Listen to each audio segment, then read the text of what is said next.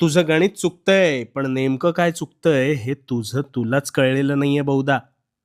पण आज तुला अवश्य कळेल आणि तुझी सरकलेली आयुष्याची गाडी रुळावर येईल बघ.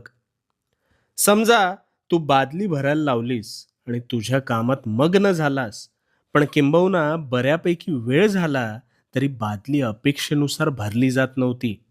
आणि असे वारंवार घडत होते. पण एक दिवस निरखून पाहिलंस ना, तेव्हा लक्षात आलं की त्याच बादलीला एक छिद्र पडलंय. त्यामुळे बादली अपेक्षित वेळेत भरत नाही. आता ह्यातून तुला काय कळलं?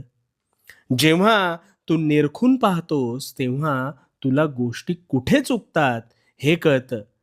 पण तोवर तुला सगळं बरोबरच चालू आहे आणि माझ्यातच काहीतरी दोष आहे, हेच कायम वाटत असतं.